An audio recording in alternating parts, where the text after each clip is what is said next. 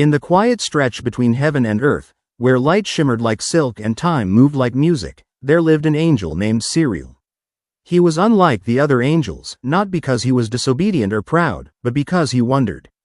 While the others rejoiced in the glories of the Almighty, Seriel watched humanity with an ache he couldn't explain. He was fascinated by how humans stumbled, wept, laughed, fell in love, and yet kept rising. Unlike angels, humans carried the weight of choice, of pain, of vulnerability, and somehow, that made their joy feel brighter, their prayers richer.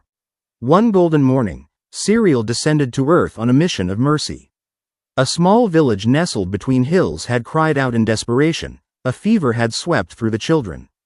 His task was simple: deliver healing dew from heaven's river.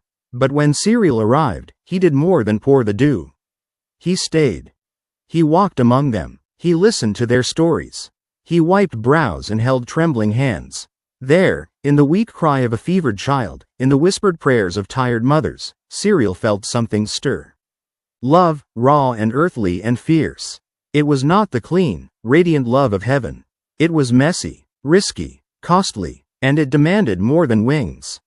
One night, Seriel stood at the edge of the hills and cried to heaven. "Lord," he whispered, "I no longer want to just serve them. I want to be one of them." Silence. Then a voice like thunder wrapped in mercy replied, "If you trade your wings, Seriel, you will forget the skies.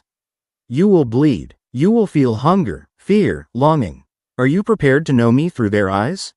Seriel wept, not from fear, but from longing. Yes. And so it was. His wings vanished like smoke. Grace folded itself into flesh. The eternal became temporal. Seriel awoke as a man. He lived in that same village, taking the name Elias. He never told them who he was. He became the village carpenter. His hands, once filled with the radiance of stars, now bore calluses and splinters. But oh, how he loved. He learned to laugh without knowing what came next. He learned to pray not from a place of certainty, but from need. He mourned, he celebrated, he doubted, he believed. Years passed, and one winter, the fever returned, fiercer than before. Elias worked tirelessly to help, but his own body weakened. The villagers begged him to rest. "You've done enough," they said. But Elias only smiled. Love never says enough. On his final night, as snow fell in silence, he lay in bed surrounded by the same people he once served as an angel. His breath was shallow, his eyes dim, and then, just before dawn, he looked upward and saw a soft light at the ceiling. It was not a dream.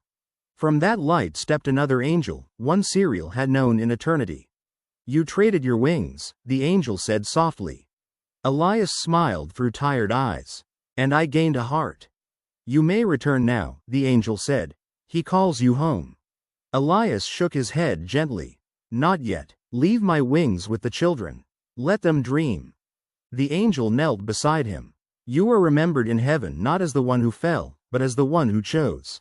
As his last breath escaped like a whisper on the wind, the snow outside stopped falling.